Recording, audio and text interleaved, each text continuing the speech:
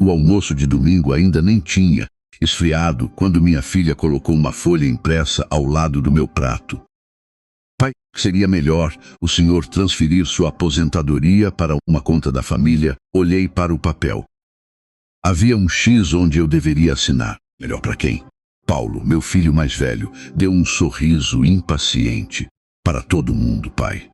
O senhor quase não sai, não compra roupa. Verá. Nem usa esse dinheiro. Sônia falou mais baixo. Pai, nos dê sua aposentadoria. O senhor nem usa. Minha frente estava a toalha que Lúcia, minha mulher, bordou quando Sônia era menina. Perto da borda havia uma mancha de café que nunca saiu. Lúcia dizia que certas marcas provavam que uma casa havia sido vivida. Naquele instante, entendi que meus filhos não tinham vindo perguntar como eu estava. Tinham vindo decidir quanto da minha vida ainda me pertencia. O senhor precisa mesmo de quase 4.000 reais? Paulo insistiu. A casa é sua. O senhor come pouco. Nós temos filhos e contas. Médio também entra nessa conta? Perguntei. Ele desviou os olhos. Sônia empurrou a folha. É só uma organização, pai. Sadur, ninguém quer tirar nada do senhor. Levantei devagar e entrei no quarto, onde ainda guardava o perfume de Lúcia. Fundo do armário estava a pasta azul, presa por um elástico velho. Quando voltei, Paulo já segurava minha caneta. Coloquei a pasta no centro da mesa. Vocês têm razão. Está na hora de descobrirem onde minha aposentadoria é usada. Abri a capa. Primeira folha mostrava transferências feitas durante anos. Parcelas da casa de Paulo. Fornecedores do salão de Sônia. Plano de saúde, matrícula, tão atrasado. Tudo saído da minha conta. Sônia empalideceu. O que é isso para os dois? A vida de vocês. Mês após mês, com dinheiro que vocês dizem que eu não uso. Paulo tentou pegar os papéis, mas cobriu uma folha marcada em vermelho. Préstimo consignado, solicitação pendente. Antes das contas, quero saber qual dos dois tentou pegar 38.000 reais usando a minha aposentadoria. 3 semanas antes daquele almoço, seguia num ritmo que meus filhos chamavam de vazio, mas que eu chamava de paz. Eu acordava às 5h40, passava o café no coador de pano e molhava as samambaias que Lúcia plantou no último verão em que esteve comigo. O rádio ficava baixo, quase como uma companhia educada. Depois, abria o caderno de capa marrom e anotava as despesas. Água, luz, remédios para a pressão, mercado e contribuição da igreja. No fim da página, 2 linhas nunca faltavam: Paulo, Sônia. Eu morava havia 38 anos na mesma casa, bairro antigo de Campinas. A pintura já pedia cuidado, mas o chão brilhava. Parede da sala ainda havia uma fotografia de Paulo com uniforme escolar e outra de Sônia segurando o diploma de cabeleireira. Toda manhã, comprava 2 pães na padaria do seu Anselmo. 2, Antônio, esperando visita, um para hoje e outro, para acreditar que alguém vem amanhã. Eu não. Paulo quase nunca aparecia. Telefonava quando a parcela da casa apertava. Pai, este mês embolou tudo. Senhor consegue cobrir só essa? O só essa já durava 11 anos. Sônia vinha um pouco mais, tomava café e depois abria a bolsa. Pai, fornecedor não pode esperar. Semana que vem eu devolvo, nunca devolvia. E eu nunca cobrava. Marina era diferente. Chegava com pão de queijo, tirava o aparelho de pressão da mochila e prendia no meu braço. O senhor está precisando de alguma coisa? De coisa não. De companhia. Às vezes, numa dessas visitas, ela me viu guardar a pasta azul na última gaveta do armário. O que tem aí, vô? Tudo que uma família prefere esquecer. Naquela tarde, depois que Marina foi embora, o telefone tocou. Senhor Antônio, estamos ligando para confirmar um empréstimo consignado de 38.000 reais. Segurei o aparelho com força. Eu nunca pedi empréstimo nenhum. A atendente ficou em silêncio. Então precisamos bloquear a solicitação.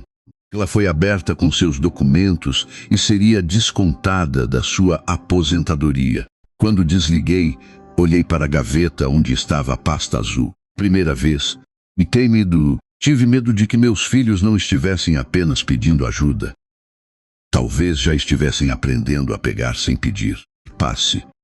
Durante anos, eu acreditei que ajudar meus filhos era a forma mais segura de mantê-los perto. Tinha começado a trabalhar como mecânico de ônibus antes dos 20 anos. Voltava para casa com graxa nas unhas, cheiro de diesel na camisa e a coluna pedindo descanso. Mesmo assim, quando aparecia serviço extra aos sábados, eu aceitava. Lúcia costurava uniformes escolares na sala. À noite, a máquina fazia um barulho constante, enquanto Paulo e Sônia dormiam no quarto ao lado. Fomos ricos.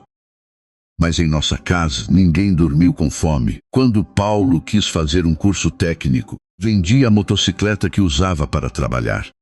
Disse a ele que já estava cansado de andar de moto. Era mentira. Eu gostava daquela motocicleta. Gostava mais de imaginar meu filho tendo uma vida menos pesada que a minha. Na formatura de Sônia, Lúcia precisava trocar os óculos. Passava o dia apertando os olhos para enfiar a linha na agulha. Mesmo assim, usou o dinheiro para comprar o vestido da filha. "Óculos pode esperar", ela disse. A formatura acontece uma vez. Depois vieram despesas maiores. Ficamos o 13º para ajudar Paulo na entrada do primeiro apartamento. Quando o salão de Sônia quase fechou, tirei nossa reserva da poupança. Após a morte de Lúcia, continuei pagando o plano de saúde de Marina e parte do financiamento da casa de Paulo. Durante 11 anos, depositei dinheiro todo mês. Somando tudo, eram mais de R$180 mil. Eu nunca chamava aquilo de empréstimo. Pai não anota o prato de comida que coloca na mesa, eu dizia. Lúcia discordava. Ela guardava cada recibo, cada comprovante e cada contrato na pasta azul. Não precisa cobrar, Antônio. Mas precisa guardar. Para quê? Porque um dia eles podem esquecer. Depois que ela morreu, encontrei a pasta no armário e quase joguei tudo fora. Não queria transformar amor em contabilidade. Quando puxei os documentos, um bilhete caiu no chão. Reconheci a letra dela imediatamente. Guarde, para humilhar nossos filhos, mas para não deixar que eles humilhem você. Sentei na cama e chorei com aquele papel nas mãos. Foi por isso que não destruí a pasta. Dias depois da ligação do banco, pedi os dados completos da tentativa de empréstimo. O atendente me passou o telefone informado na solicitação. Eu esperava ver o número de Paulo, mas o número era de Sônia. Eu não liguei para a Sônia naquele momento. Passei a noite sentado na cozinha, com o número dela anotado ao lado do telefone e o bilhete de Lúcia aberto diante de mim. Parte de mim queria acreditar que havia alguma explicação. Talvez ela tivesse usado meu contato por engano. Talvez o banco tivesse confundido os dados. Talvez eu estivesse sendo injusto. Esse era um defeito meu. Eu sempre procurava uma desculpa para os meus filhos antes de procurar a verdade. Nos dias seguintes, decidi observar. Paulo apareceu numa terça-feira, pouco depois do almoço. Abriu a geladeira, pegou água e começou a falar da minha idade, como se eu não estivesse ouvindo. Pai, o senhor devia parar de cuidar dessas coisas sozinho. Cartão, senha, banco. Idade, chega para todo mundo. Chegou para você também, respondi. Ele riu sem graça. Estou falando por segurança. No dia seguinte, Sônia veio com a mesma conversa. Deixa seus documentos comigo, pai. Se acontecer alguma coisa, eu resolvo. Acontecer o quê? Queda. Uma internação. Essas coisas ela falava olhando para a bolsa, não para mim. Na sexta-feira, encontrei uma cobrança de fornecedor do salão cadastrada no débito automático da minha conta. Liguei para Sônia. Você colocou uma conta sua no meu banco? Ela suspirou impaciente. É só até o salão melhorar. E quando pretendia me contar, Senhor sempre ajudou. Ajudar não é a mesma coisa que ser usado. Houve um silêncio comprido. O Senhor está diferente, ela disse. Verdade, eu estava apenas começando a prestar atenção. 2 dias depois, ouvi Paulo e Sônia conversando na sala enquanto eu preparava café. Casa parada não produz nada, Paulo disse. Se ele fosse para um residencial bom, dava para alugar. Sônia respondeu mais baixo. Primeiro precisamos organizar a conta. Fiquei imóvel no corredor, segurando a bandeja. Naquela tarde, Paulo voltou com um documento dobrado. Assina aqui. É uma autorização para eu resolver suas coisas no banco. Peguei meus óculos e li todas as páginas. Na última, vi uma frase que fez minhas mãos esfriarem. Poderes para movimentar contas, contratar empréstimos e negociar imóveis. Coloquei o papel sobre a mesa. Por que você precisa de autorização para vender a minha casa? Paulo puxou a cadeira e se sentou como se eu tivesse feito uma pergunta absurda. Ninguém falou em vender casa nenhuma, pai. Fiquei com o dedo à última página. Está escrito aqui. Contas, empréstimos e imóveis. Ele pegou o papel da minha mão. Isso é modelo padrão. Banco usa para tudo. Então por que você não me explicou antes de pedir minha assinatura? Paulo fechou a pasta de documentos com força. Porque o Senhor transforma tudo num problema. Naquele mesmo dia, liguei para o banco. O atendente confirmou que alguém havia iniciado um pedido de crédito consignado em meu nome. O dinheiro não tinha sido liberado porque faltava minha confirmação. Quando confrontei Sônia, ela ficou em silêncio por alguns segundos. Aí eu disse por fim. Mas eu ia contar. Depois que o dinheiro entrasse, pai, o salão está por um fio. Precisava pagar os fornecedores. Se eu falasse antes, o senhor ficaria preocupado. Você usou meus documentos sem me avisar e está dizendo que fez isso para me proteger. Ela começou a chorar. Eu pretendia pagar cada parcela. Com qual dinheiro? Sônia não respondeu. Paulo ficou ao lado dela. O senhor tem renda garantida. Nós estamos lutando para manter nossas famílias. Minha renda paga seus problemas há anos. E qual é o problema nisso? Ele rebateu. É ajuda, filho. Ajuda. Filho não invade a conta do pai. Paulo se levantou. O senhor está agindo como se fôssemos ladrões. Eu ainda estou tentando descobrir como devo chamar duas pessoas que usam meus documentos sem minha autorização. Sônia enxugou o rosto. O senhor devia pensar nos netos. Eu penso neles desde que nasceram. Paulo soltou uma risada amarga. Para que guardar tudo isso? Quando o senhor morrer, vai ficar para nós de qualquer jeito. A frase atravessou a sala. Eles não estavam esperando minha ajuda. Estavam esperando minha ausência. Foi então que marquei o almoço de domingo e coloquei a pasta azul sobre a mesa. Depois dos comprovantes e do pedido de empréstimo, retirei uma escritura. Paulo leu o endereço 2 vezes. Que imóvel é esse? Uma loja no centro. Sônia ergueu os olhos. No nome de quem? No meu. O silêncio mudou de peso. Aquela loja valia mais do que a casa onde estávamos sentados. Pelo modo como meus filhos olharam para o papel, percebi que a aposentadoria nunca tinha sido o verdadeiro objetivo. Paulo foi o primeiro a reagir. O senhor escondeu um imóvel da gente? A palavra escondeu me feriu mais do que eu esperava. Eu não escondi. Vocês nunca perguntaram sobre a minha vida. Perguntavam quanto eu podia dar. Sônia puxou a escritura para perto. Uma loja desse valor, enquanto eu estava quase fechando o salão, foi justamente o aluguel dela que pagou parte das suas contas. Ela me olhou como se eu tivesse confessado uma crueldade. A loja havia sido comprada por mim e por Lúcia, depois de mais de 30 anos de economia. Ela costurava até tarde. Eu fazia plantões que ninguém queria. Guardamos moedas dentro de uma lata de biscoitos no alto do armário. Quando conseguimos comprar o imóvel, Lúcia soltou a mão na parede vazia e disse: "Isso aqui vai proteger nossa velhice." O aluguel complementava minha aposentadoria. Era com aquele dinheiro que eu ajudava Paulo. Cobria despesas do salão e ainda comprava meus remédios sem pedir nada a ninguém. Mas meus filhos não viram gratidão naquela explicação. Viram apenas que havia mais patrimônio. Como herdeiro, eu tinha o direito de saber.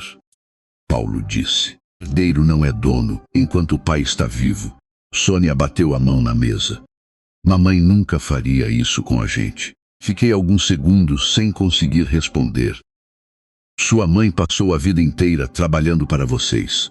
Não use o nome dela para justificar o que estão fazendo comigo. Paulo empurrou a cadeira para trás. Então fique com seu dinheiro, casa e sua loja. Os dois foram embora sem olhar para trás. Nos dias seguintes, o silêncio começou a aparecer em lugares pequenos. Fui retirado do grupo da família. Os telefonemas pararam. Sônia não trouxe mais os netos. Paulo devolveu a chave da minha casa dentro de um envelope. Sem escrever uma palavra, no domingo preparei arroz, frango assado e pudim para 4 pessoas. Ninguém veio. Dei tudo na geladeira, sem conseguir comer. Foi Marina quem apareceu no fim da tarde. Entrou usando a chave que ainda tinha e me encontrou diante de uma xícara de café frio. Vô, eu não vim falar de dinheiro. Eu sei. Por isso você ainda tem a chave. Ela abriu a bolsa e tirou um envelope amassado. Encontrei isso numa gaveta da minha mãe. Dentro havia uma cópia da procuração que Paulo tentara me fazer assinar. No canto, escrito à mão, estava uma frase. Quando a conta estiver sob controle, conversamos sobre a casa. Li aquela frase 3 vezes. Quando a conta estiver sob controle, conversamos sobre a casa. Não era apenas um pedido desesperado de dinheiro. Paulo e Sônia tinham um plano. Primeiro, sumiriam minha aposentadoria. Depois, fariam parecer que eu já não conseguia cuidar da própria vida. Marina sentou ao meu lado. Vô, Pi, eu ouvi minha mãe falando com o tio Paulo. Eles disseram que o senhor não precisava morar sozinho numa casa desse tamanho. E o que mais disseram? Ela hesitou. Que encontraram um residencial bom. Que lá o senhor teria companhia. Mesma palavra que ninguém me oferecia quando eu passava os domingos sozinho. Na manhã seguinte, procurei o Dr. Augusto, advogado que conhecia nossa família desde o tempo em que Lúcia ainda era viva. Ele leu a procuração sem interromper. Depois, tirou os óculos e os colocou sobre a mesa. Antônio, se o senhor tivesse assinado, Paulo poderia movimentar suas contas, tratar empréstimos e negociar seus imóveis. Inclusive minha casa? Inclusive sua casa. Fiquei olhando para minhas mãos. Mãos que haviam apertado parafusos, carregado motores e sustentado aquela família. Agora meus próprios filhos queriam convencer o mundo de que elas já não serviam nem para assinar o próprio nome. O senhor quer denunciá-los? Dr. Augusto perguntou. Demorei a proteger. Mas não quero destruir meus filhos. Ele assentiu. Naquela mesma semana, troquei senhas, cancelei autorizações, bloqueei qualquer novo consignado e retirei da minha conta todas as cobranças que não eram minhas. Também suspendi as parcelas da casa de Paulo e os pagamentos do salão de Sônia. Doeu mais do que imaginei. Durante anos, pagar aquelas contas tinha sido meu modo de continuar sendo necessário. Dr. Augusto percebeu meu silêncio. Colocar limite não é abandonar ninguém. Depois abriu um arquivo antigo no computador. Há outra coisa que precisamos revisar. Na tela apareceu meu nome e o de Lúcia. 2 anos antes de morrer, ela havia insistido para que organizássemos um testamento. Quase tinha esquecido. Seus filhos sabem disso? Ele perguntou. Não, ele abriu o documento e leu a primeira disposição. Parte disponível do patrimônio não será destinada a Paulo nem a Sônia. Senti o peito apertar. Então está na hora de eles descobrirem para quem será. A reunião aconteceu 4 dias depois, no escritório do Dr. Augusto. Paulo chegou primeiro, de camisa social e expressão fechada. Sônia entrou logo atrás, segurando a bolsa contra o corpo. Os dois pareciam acreditar que eu finalmente havia desistido de resistir. Marina já estava sentada ao meu lado. Dr. Augusto abriu uma pasta e falou com calma. Antes de qualquer assunto sobre herança, preciso deixar uma coisa clara. Antônio está em plena capacidade para administrar a própria vida, suas contas e seus bens. Paulo cruzou os braços. Ninguém disse o contrário. Olhei para ele. Você pediu uma procuração que dizia o contrário. Sônia baixou os olhos. O advogado continuou. Testamento não retira os direitos legais de Paulo e Sônia. A parte que a lei protege continuará sendo deles. Mas Antônio pode decidir livremente sobre outra parte do patrimônio. Paulo se inclinou na cadeira. E decidiu o quê? Dr. Augusto virou a primeira página. A loja comercial seria deixada para Marina, com uma cláusula que impediria sua venda por alguns anos. Parte dos recursos seria destinada a uma instituição que acolhia idosos abandonados. Outra permaneceria reservada para meus cuidados, minha saúde e minha moradia, enquanto eu estivesse vivo. Sônia levantou a cabeça de repente. Então a Marina vale mais que os próprios filhos? Respondi. Mas ela foi a única que entrou na minha casa, sem perguntar o que levaria dela. Nem sabia que essa loja existia, Marina disse. Eu preferia não receber nada e continuar tendo meu avô. Paulo apontou para ela. Você colocou isso na cabeça dele. Pare, eu disse. Minha voz não saiu alta, mas saiu firme. Abri a pasta azul e retirei uma folha dobrada. É uma carta de Lúcia. Sônia reconheceu a letra da mãe antes mesmo de eu começar a ler. Patrimônio sem respeito destrói uma família. Seus filhos devem receber o que é justo, mas nunca aprender que amor significa posse. A sala ficou em silêncio. Então fechei a carta e anunciei a decisão que eu mais temia tomar. A partir deste mês, pagarei mais a casa de Paulo, nem as contas do salão de Sônia. Paulo empalideceu. A parcela vence em 3 dias. Eu sei. O senhor vai deixar sua própria família perder tudo? Olhei para ele sem raiva. Não. Deixar. Vocês descobrirem quanto custa a vida que escolheram. Naquele momento, entendi que o testamento não era a parte mais difícil. A parte mais difícil era parar de salvar meus filhos das consequências deles mesmos. Nos primeiros dias, Paulo e Sônia acreditaram que eu voltaria atrás. Paulo me ligou na véspera do vencimento da parcela. Pai, faltam R$ 1.150. Sei. Então o senhor vai transferir? Não. Do outro lado, ouvi sua respiração mudar. O banco pode tomar a casa. A casa está no seu nome, Paulo. A responsabilidade também.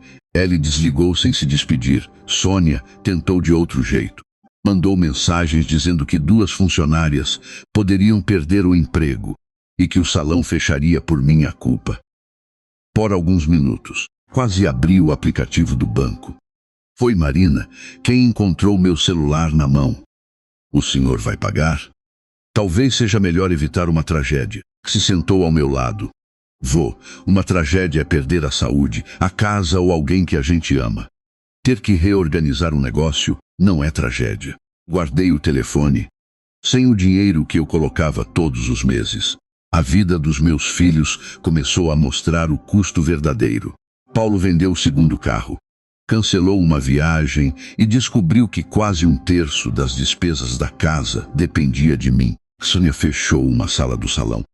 Negociou com fornecedores e voltou a atender clientes em vez de apenas administrar.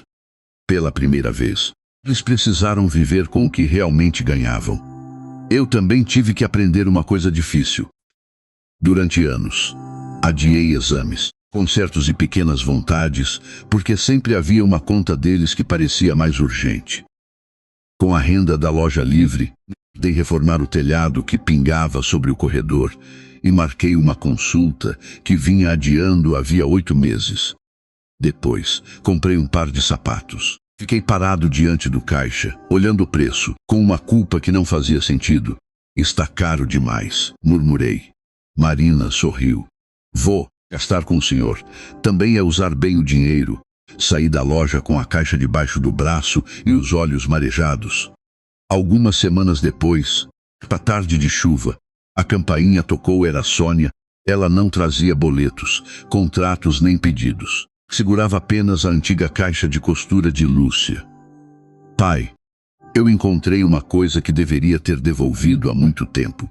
Quando abriu a tampa, vi o relógio que dei à minha mulher no nosso primeiro aniversário de casamento. Eu acreditava que ele estava perdido desde o enterro. Sônia colocou a caixa de costura sobre a mesa e ficou em pé, sem coragem de se sentar.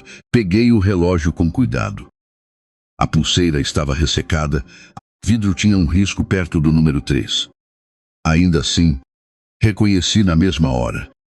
Eu havia comprado aquele relógio numa loja pequena do centro, quando nosso dinheiro mal dava para o aluguel. Lúcia riu ao abrir a caixa. Antônio, você gastou com isso? Gastei, com o tempo que quero passar com você. Depois que ela morreu, procurei aquele relógio em todas as gavetas. Nunca encontrei. Levei. Sônia disse. Minha mão parou sobre a mesa. Quando? Depois do enterro. Eu dizia para mim mesma que era só uma lembrança da mamãe. Respirou fundo. Mas acho que comecei a olhar para tudo nesta casa como se já fosse nosso. Não respondi. Sônia se sentou diante de mim e chorou sem fazer barulho. Eu não tratei o senhor como alguém vivo, pai. Tratei como se sua vida já tivesse acabado e nós só estivéssemos esperando o que sobraria. A sinceridade doeu mais do que qualquer desculpa. Sinto muito, ela disse. Não apenas pelo empréstimo. Por ter olhado para o senhor e enxergado uma conta. Poderia ter abraçado minha filha naquele instante. Durante anos, eu tinha resolvido tudo rápido demais para evitar sofrimento. Perdão sem mudança seria apenas mais uma forma de esconder o problema. Perdoar não é fingir que nada aconteceu, falei. Dar uma chance para que não aconteça de novo. Sônia concordou com a cabeça. Paulo demorou quase um mês para aparecer. Pegou num sábado pela manhã, segurando uma folha dobrada. Fiz um plano de pagamento. Disse, era uma lista de parcelas pequenas, referentes a uma parte do que eu havia pago na casa dele. Você não vai conseguir devolver tudo, respondi. Eu sei. Preciso começar por algum lugar. Aceitei a primeira parcela. Não pelo dinheiro. Aceitei porque, pela primeira vez, meu filho não estava me pedindo que resolvesse a vida dele. Estava assumindo uma parte dela. Na semana seguinte, que nós 4 nos reunimos novamente no escritório do Dr. Augusto. O pedido de empréstimo foi cancelado definitivamente. A procuração foi rasgada diante de todos. Minhas contas permaneceram sob meu controle. Paulo vendeu o carro. Sônia continuou reorganizando o salão. Nenhum deles perdeu tudo. Mas ambos perderam o conforto de viver acima do que podiam pagar. Eu mantive o testamento. Sônia perguntou, mesmo depois de tudo, isso, o senhor não vai mudar? A herança não será recompensa nem punição. Apenas a última responsabilidade que vou deixar organizada. Paulo ficou em silêncio por um tempo. Depois perguntou, o senhor ainda consegue olhar para nós como família? Pousei a mão sobre a pasta azul. Isso depende do que vocês vão procurar quando entrarem pela próxima vez. Ele franziu a testa. Como assim? Meu dinheiro ou meu abraço? Reconciliação não aconteceu de uma vez. Durante os primeiros domingos, Paulo chegava cedo demais e ia direto para o quintal, procurando alguma torneira para consertar ou uma telha para ajustar. Sônia aparecia com uma travessa de macarronada. Mando mais ainda. Perguntava antes de abrir qualquer armário.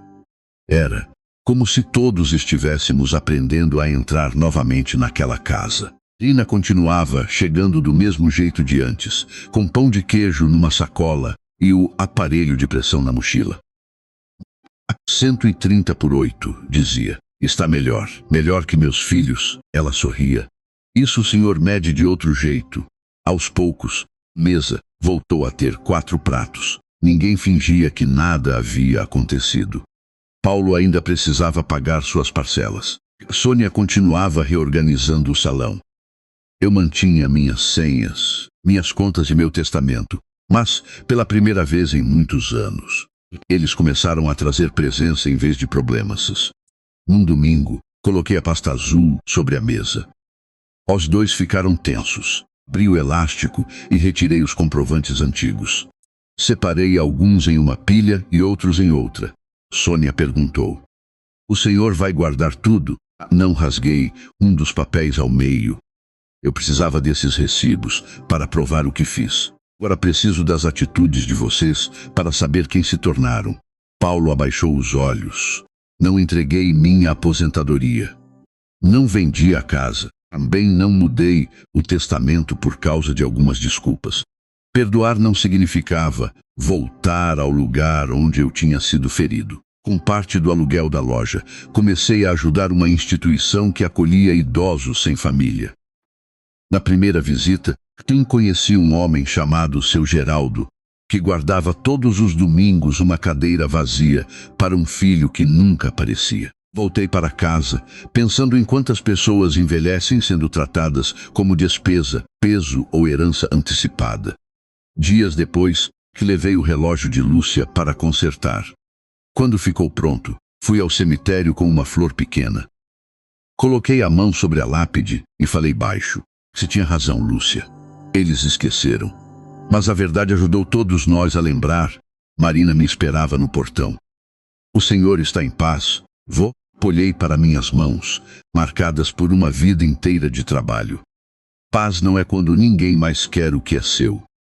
É quando você entende que amor nenhum exige que entregue sua dignidade. Meus filhos queriam a aposentadoria que, segundo eles, eu não usava.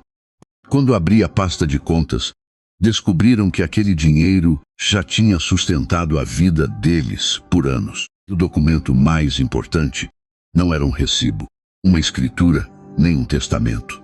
A prova de que um pai pode perdoar sem voltar a ser explorado, porque a verdade pode demorar.